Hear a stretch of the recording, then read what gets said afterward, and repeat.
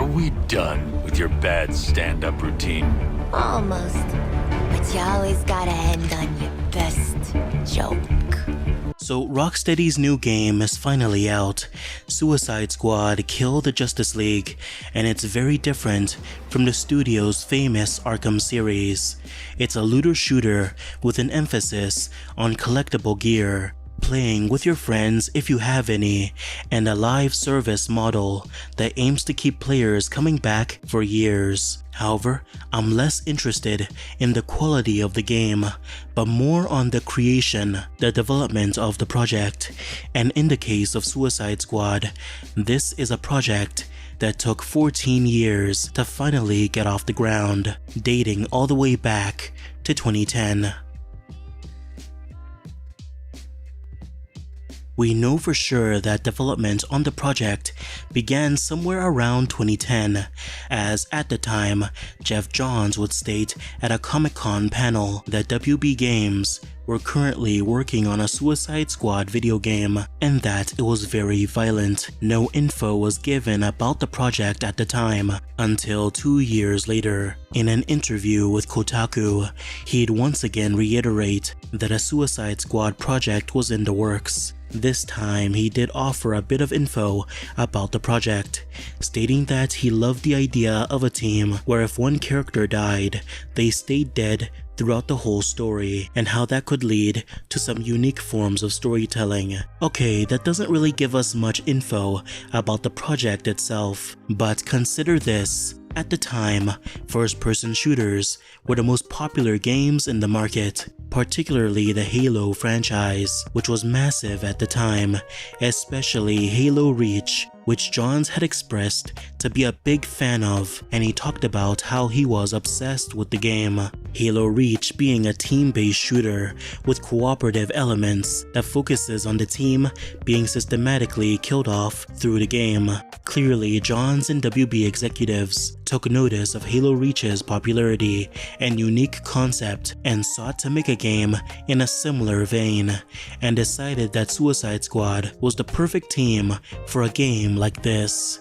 Keep in mind that everything I've just said is pure speculation based off the gaming market at the time and statements by Jeff Johns. It's not far-fetched considering that Warner Bros. Games got Monolith Studios to make a Team Fortress-style first-person shooter, Gotham City Imposters, so of course, they're not against chasing popular trends. In 2013, Warner Bros. Montreal released Batman Arkham Origins, which focused on a younger Batman trying to cement his legend within Gotham City. The end of Arkham Origins shows Amanda Waller entering Blackgate and recruiting Deathstroke to a secret project, which is clearly meant to be the Suicide Squad. And what happens if I don't sign? You rot in here, or you work for me. In Arkham Origins Blackgate, Amanda Waller helps to incite a large prison riot. The purpose? So she could extract several criminals from the prison. The marksman Deadshot, the martial artist Bronze Tiger, and Bane, who they failed to get in the end. Clearly, WB Montreal was actively setting up some kind of Suicide Squad story, and with the foresight to include teases to it at the end of 2 separate games. They must have been actively working on the project at least a year before the release of Arkham Origins. We don't know much about the narrative of this game, but Batman was clearly meant to be actively involved in some way. Sprinkles about the project's development would appear from time to time.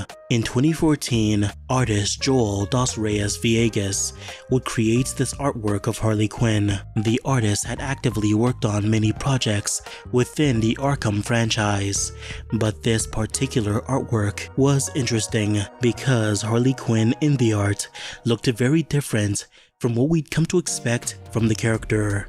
She appeared to be wearing tactical armor, with some illustrations showing her holding a large gun. This could have been for some kind of canned Arkham Origins DLC. or maybe even the Arkham Origins multiplayer, but it's more than likely that it was created for the Suicide Squad game instead. Another piece of artwork would surface a bit later, showcasing Harley Quinn once again, now brandishing a baseball bat with a pink pistol. She still dons her tactical suit. Her skin is completely pale, which is probably makeup, and she has a large blotch of eyeshadow on her face. Not much we can say about the art besides that. Hell, I'm not even sure if the art is real or relates to the game to begin with, as it's hard to find the original source of the artwork. In 2015, it would be revealed in a job listing that the studio was working on 2 new DC projects. Through several leaks and rumors that would emerge shortly after, we'd learned that these games were a new Arkham project titled Project Sabbath, which focused on Damian Wayne taking on the mantle of Batman after the events of Arkham Knight, and the Suicide Squad game, which in 2016 would be described as a third-person shooter with co-op elements. According to the rumor that was reported by DC Planet in early 2016, the game had undergone playtests. Harley Quinn was present in the game, and it supposedly took influence from David Ayer's film, likely in terms of tone and style. Unfortunately, this would be the extent of what we'd hear about the project, as in June of 2016, Jason Schreier of Kotaku would report that Warner Bros. Had completely shelved the Suicide Squad game in order to focus on their Damian Wayne Batman project. Supposedly, WB had been working on this Suicide Squad game for 2 years, and that the game had failed to impress Warner Bros. Executives, leading to Montreal shelving the project to focus on their other game at the time, Project Sabbath. However, it seems the game would not be completely ditched, as Rocksteady Studios would take over development, which would eventually turn into Suicide Squad: Kill the Justice League. 7 years later. 7 years. Okay, now this timeline doesn't explain why it took 7 years to put this game together. My speculation is that Rocksteady had reset development at least once. Perhaps they tried to work with WB Montreal's version until they either decided it didn't work or they were mandated by Warner Bros. To change it up.